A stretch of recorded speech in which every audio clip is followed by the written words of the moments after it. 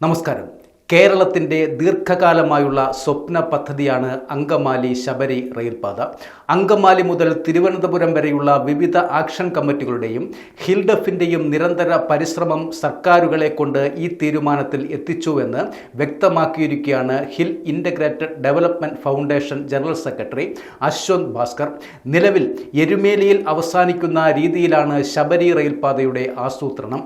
എന്നാൽ ശബരി റെയിൽ പദ്ധതി തിരുവനന്തപുരം വിഴിഞ്ഞം വരെ പൂർത്തീകരിക്കാനുള്ള നടപടികൾ സ്വീകരിക്കണം എന്നാണ് ഹിൽഡഫ് മുന്നോട്ട് വെക്കുന്ന ആവശ്യമെന്നും അദ്ദേഹം വ്യക്തമാക്കി. ശബരി റെയിൽവേ പദ്ധതി വീണ്ടും സജീവമാവുകയും വരുന്ന മാസം മുതൽ ശബരി റെയിൽവേയുടെ പ്രാരംഭ നടപടിക്രമങ്ങൾ തുടങ്ങും എന്നുള്ള സംസ്ഥാന സർക്കാരിൻ്റെ പ്രഖ്യാപനം വളരെ ആവേശത്തോടെയാണ് മലയോര ജനത കൈക്കൊണ്ടത്.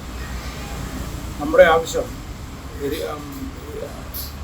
അങ്കമാലിയിൽ തുടങ്ങുന്ന ശബരിപാത എരുമേലിയിൽ അവസാനിക്കാതെ തിരുവനന്തപുരം വരെ, അതായത് തിരുവനന്തപുരം വിഴിഞ്ഞം പോർട്ട് വരെ നീട്ടണമെന്നാണ് ഹിൽഡഫ് ആവശ്യപ്പെടുന്നത്.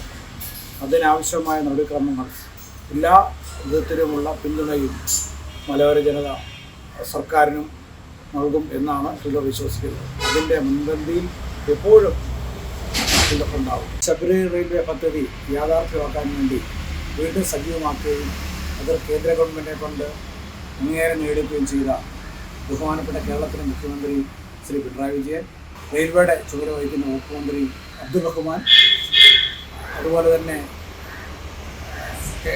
അങ്കമാലി മുതൽ തിരുവനന്തപുരം വരെയുള്ള എംപിമാർ, MLA മാർ, അതിലുപരി റാന്നിയുടെ മുൻ MLA ശ്രീ രാജീവ് റഹാമിൻ്റെ നേതൃത്വത്തിൽ ആക്ഷൻ കൗൺസിൽ രൂപീകരിക്കുകയും സജീവമായി ഈ റെയിൽവേ പാതയ്ക്ക് വേണ്ടി പരിശ്രമിക്കുകയും ചെയ്തിട്ടുണ്ട്.